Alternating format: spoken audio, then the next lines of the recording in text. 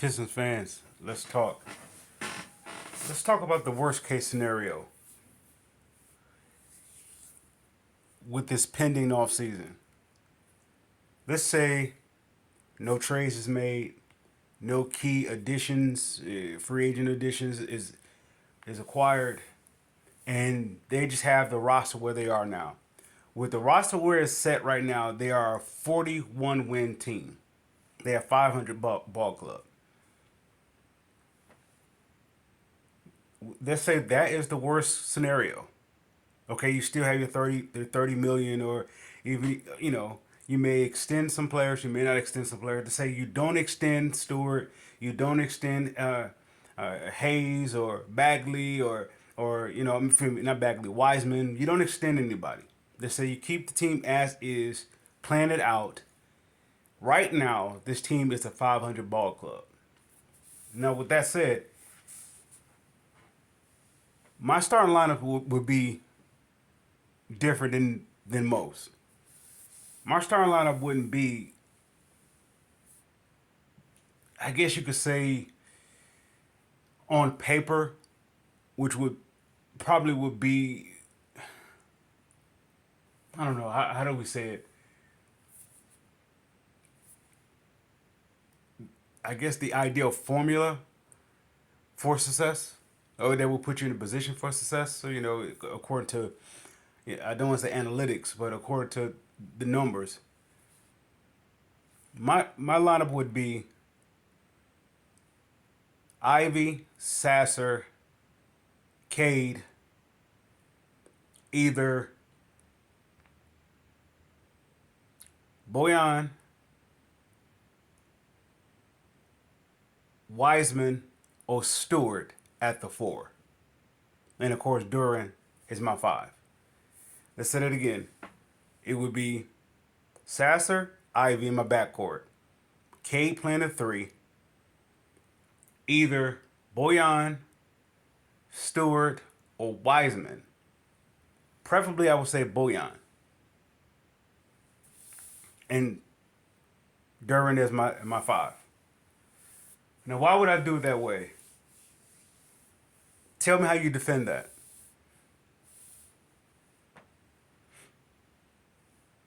How do you defend it?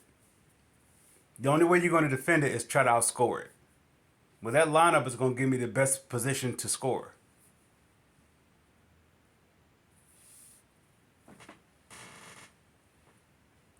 Everything else is what? Is within question. Let's say if I go with Boyan at my 4, as my 4. We already know what he can do. He can shoot the ball. Somebody may say he doesn't have defense.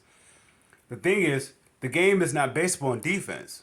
The NBA today's game is not based upon defense. Of course, when it comes down to play defense, you have to have the components. You got to have, I guess, the will and the know-how to do it. Nonetheless, I'm hitting you first. And of course, you can hit the opponent one or two ways. You could hit them with defense by taking away what they do, or you could hit them by scoring baskets. If I have Sasser, Ivy in my backcourt with Cade in my mid-range area, you have a point guard in Ivy that's coming down here, or you have Sasser, who is a point guard that is either going to attack you or he's going to play off. How do you defend that? Somebody may say the height wise. How do you defend it? Because if you play off Ivy, he's going to pass you. He has options. He has Cade, he has Boyan, and he has Duran. And last option, he has Sasser. Okay, if you make the point of stopping off Ivy, you got another point guard right there, a facilitator, and Sasser. Now, if you play on him, if you stop Ivy from coming downhill, you got to play on Sasser. Sasser is going to play you from deep all the way inside. Remember, he is a point guard that plays a two guard positioning. So he has options now. He can either shoot the ball, which you're going to have to respect, or he can pass the ball, which you're going to have to respect. But the only thing about it is you can't double anybody in that lineup. If I put Killian in there, you could double off Killian. If I put Stewart in there, you could double off Stewart. If Wiseman, anybody else, you could double off. However, if you, let's say, if you double on any one of those four, somebody's going to be open. This is a given. Let's say the first, you got 12 minutes in the quarter. Say the first 5 to 7 minutes of the first quarter. How do you stop that? The only way you're going to stop that, you're going to have to outscore it. Or, of course, Detroit could have an off night where they're not, they turn over the ball, they're not making baskets, they're making the wrong play. That can happen. Let's say that is not the scenario. The scenario is, how do you defend that lineup? Most lineups will say you have Killian and Sasser coming off your bench. I don't agree with that. Because you could play off of Killian. Unless he come in, I don't know, the summer league or the preseason, whatever, however it goes. If you come in, Killian that is, come in with a tone that, okay, I'm here. And I'm not just aggressive, I'm consistently aggressive. That means you can't back off of me on any given time. Now you're talking about a player that, that's, you could say, worth the 7 overall pick, and is the player that, the devoted fans, or let's say the devoted Killian fans have been awaiting for. He's defensively sound. He can play make, but he can get his basket. That's the ideal guy. At 6'5", you can't beat that in your backcourt. You can't beat that at all. With that said, actually, that's what you may get in, let's say, Klay Thompson. You may get that type of guy. So, with that being said, this is why Killian will come off my bench. Of course, with him, let's say Stewart will come off my bench.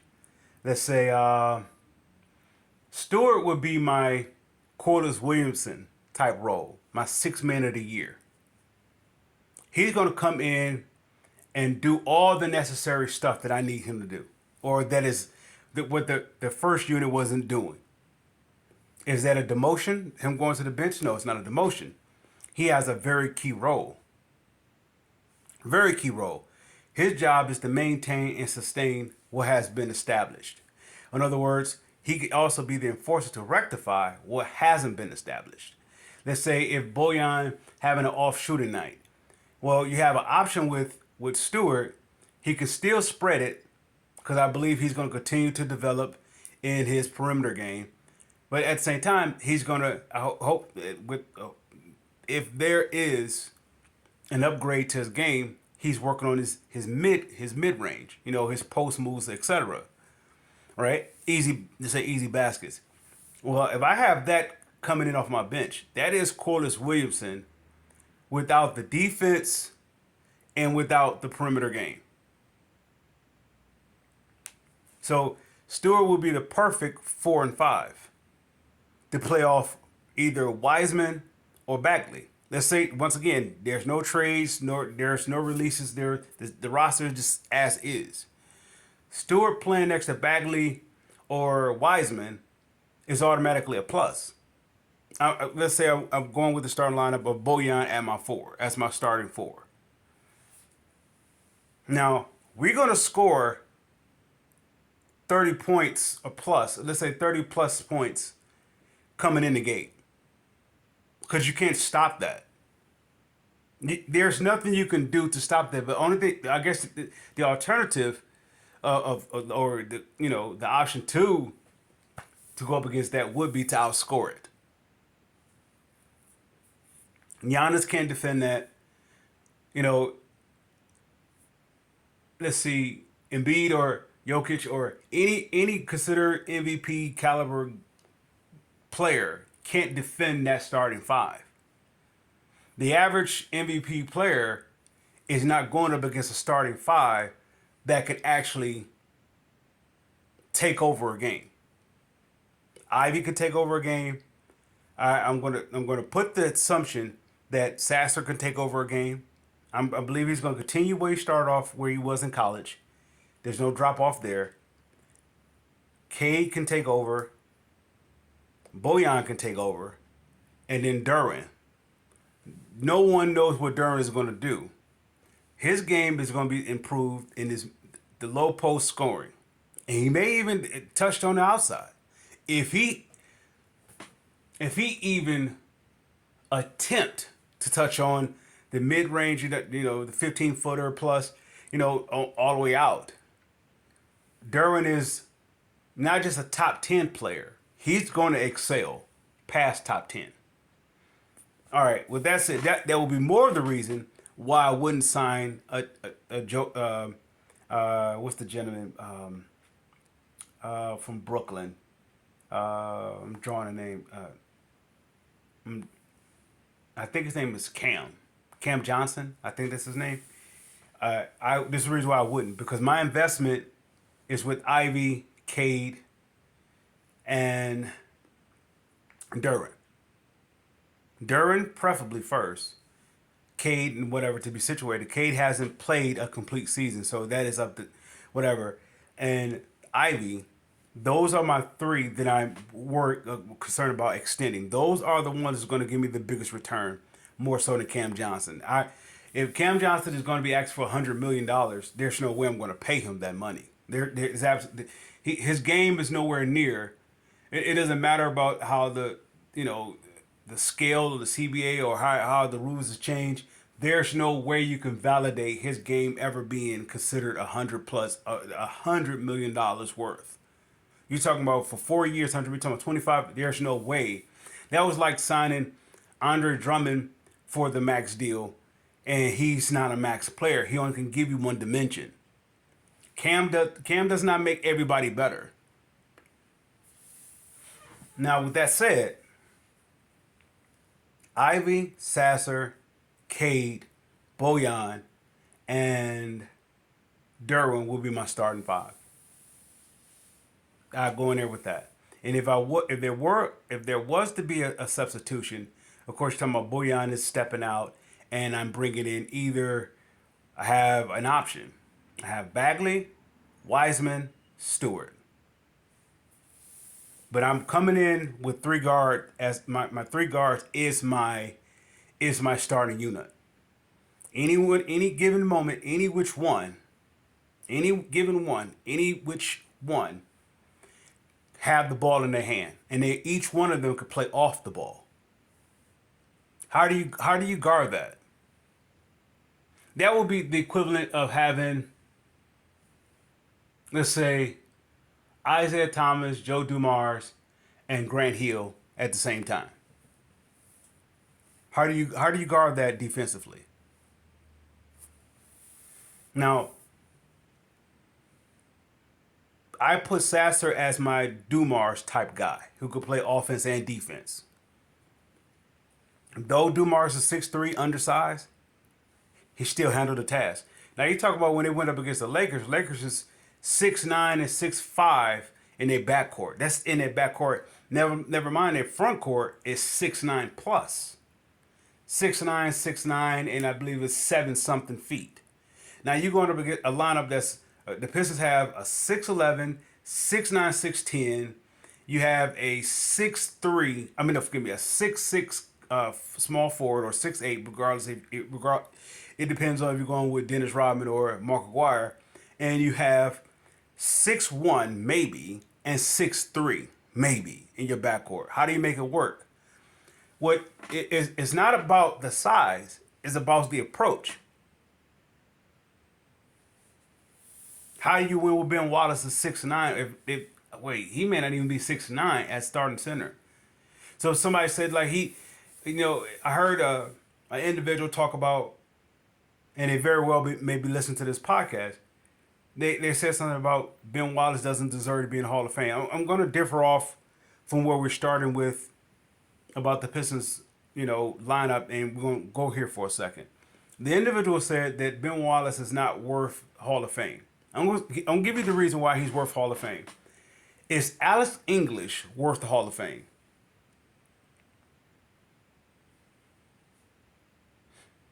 Carmelo Anthony, worth the Hall of Fame.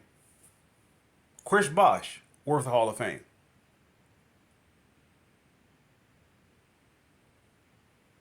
All right, let's go. Let's go away from the modern day, though the modern inductees, and let's go with the history. All right, we got Ben Wallace going up against history. Give me someone.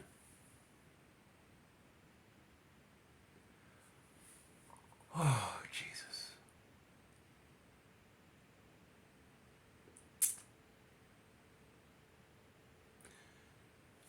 The case for Ben Wallace is this. He's a he's a guy who's not even 6'9". He may be less than 6'9". However, he was the guy that can control a game without scoring a basket. So for this individual, and I hope that you're listening to this, you are the individual that said Ben Wallace is not worthy of a Hall of Fame. Here's the reason why he's worthy of a Hall of Fame. Greg Popovich said it. Let's say the likes of, I believe, Pat Riley, Greg Popovich, Larry Brown.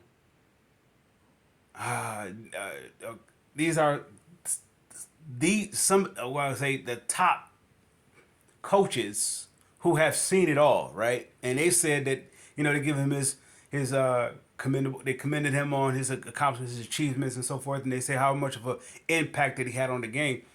Why Ben Wallace is a Hall of Famer for averaging, let's say, less than 10 points a game, and his play is not. I mean, his impact is not statistically. That's the where the individual is making a claim why Ben Wallace shouldn't be in the Hall of Fame. Statistically, he's going by.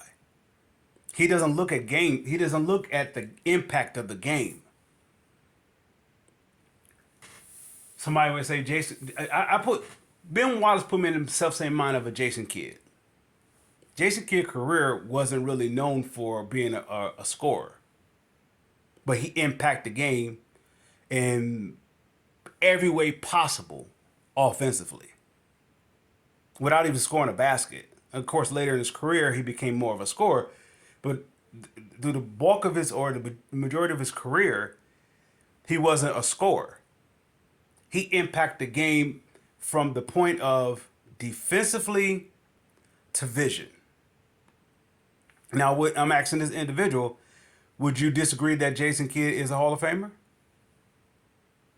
Is Jason Kidd a Hall of Famer? What would be the justification of Jason Kidd being a Hall of Famer? Did Jason Kidd get a league MVP? I'm not sure if he did or he didn't. I'm not saying this to that individual. I'm just really asking the question. I'm not sure. I didn't look that up. If he didn't get an MVP, right? He didn't get a Finals MVP. Somebody say he led his team to the finals. Did not Ben Wallace do the same thing? This team is not even assembled until that 99 year. I mean, that George Irvine, Chucky Atkins, Eric Montrose, Mikey Moore, Michael Curry. Let's see, who else did they have on there? Cedric Wallace wasn't on that team, but you talking about they started off with that. Then the following year they go with Dana Barrows, Stackhouse, Michael Curry, Cliff Robinson, Ben Wallace. Ben Wallace is your defensive player of the year that year, but not just that. He impact the game from that point on. Not only did the Pistons become a defensive team, which this is going to solidify why he deserves to be in the Hall of Fame. What kind of an impact did he have on his team? They went from the bottom of the league to the top of the league because of him.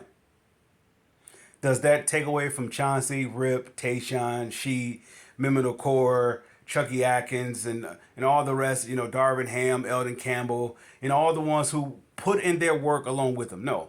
It started with Ben Wallace. It started with Ben Wallace. This has nothing against Lindsey Hunter, Mike James, or Lindsey Hunter's first stint, second stint. It has nothing to do with any of that. Without Ben Wallace being the foundation, they went as Ben Wallace went. How did it go when Ben Wallace wasn't there? All right. Now let's go up against Tim Duncan. The gentleman said that Tim Duncan is a top defender. How did that team go with Tim Duncan on that lineup? No good. Right? So if Tim Duncan is have an injured, let's say he has a history that's full of injuries. Is he a Hall of Famer? No. So he put up numbers offensively, defensively. He impacted the game. So the person's point of discrediting Ben Wallace from going to the Hall of Fame is said he was offensively deficient. He couldn't score the basket. Yet the individual's not looking at how Ben Wallace impacted the game for 48 minutes. You have to be aware of Ben Wallace at all times. That's dominance. That's why he goes into the game without scoring a basket. So if he did score a basket, that's a plus. How does Dennis Rodman get into the Hall of Fame? He's not off. Let's compare Ben Wallace to Dennis Rodman. The individual may say Dennis Rodman is a better defender. Yeah, Dennis Rodman, okay, he can guard 5 positions in that regard. He can, well, at least can guard 4 positions. Ben Wallace can guard 4 positions. No, actually, Ben Wallace can possibly guard 5 positions. If that was asked him to do. That was asked of Dennis Rodman. But Dennis Rodman is not known for his offense. He's not known for his free throws. He's not known for anything. How does Dennis Rodman get into the Hall of Fame? For being a rebounder? So Dennis Rodman has the same similar impact as Ben Wallace does. No more, no less. No more or no less. He has the exact same impact. Where they both are deficient at, they both are deficient at. Neither one can make free throws. Neither one can score the basket or ask to score the basket. They was asked to focus on defensively, and each one of them impact the game. Not just the team they're playing against, the entire league. Ben Wallace impacted the entire league the years he was playing. From the moment that, let's say, from, I want to say 2001. What was the year that, what was Rick Carlisle's first year? From that year all the way up to, okay, how about this? Let's do a cross-reference with offensively instead of doing it that way. Why is Grant Hill in the Hall of Fame? Because he had, 6 years with the Pistons? Don't say what he did with Orlando. Don't say what he did with Phoenix. Don't say what he did with any other team. He's going in predominantly because of what he did with the Pistons 6 years. But what did he accomplish with the Pistons 6 years? Well, his numbers say that he was a top scorer, top rebounder, top assist giver and assist maker. He was a triple double in the making, right? He impacted the game. But what is his winning record? Nothing. He has nothing to show with it other than that he did. He I don't want to say he was dominant. Grant Hill wasn't.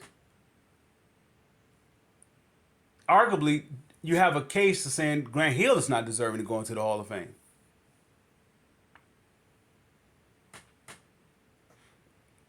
So I'm saying to that individual, Ben Wallace is deserving because how he impacted the entire league. When his stretch runs, let's say his 6 years with the Pistons. I guess you could say that 6-year run with the Pistons is equivalent to Grant Hill 6 years with the Pistons. That's why they both made it to the Hall of Fame. Because you can't find a player that did what they did. Somebody could say LeBron James is doing what Grant Hill did. No, LeBron James did not do what Grant Hill did. Grant Hill did it. I guess you could say LeBron is stood off the shoulders of what Grant Hill started. That's the equivalent of saying Kobe Bryant is not better than Michael Jordan because he's standing off the shoulders of what Michael Jordan did. Ben Wallace, and no one has ever done what Ben Wallace have done. That's why he goes to the Hall of Fame. No one has ever done it what Ben Wallace have done. Bill Russell, somebody he's known for defensive what he's known for offensive defensively, but he's predominantly known for his defense. Right? Of course, you're talking about the era of basketball where it's not too many people that had his ability, so forth, or whatever. Okay, so he dominated the game in that regard. Nonetheless, no defensive player, Akeem Olajuwon, Dennis, I guess you could say Dennis Rodman, Dikembe, who is also known for a defensive guy. You could say any Wilt Chamberlain. No one has done what Ben Wallace has done. Ben Wallace is not even. He may not even be 6'9", but let's say he is.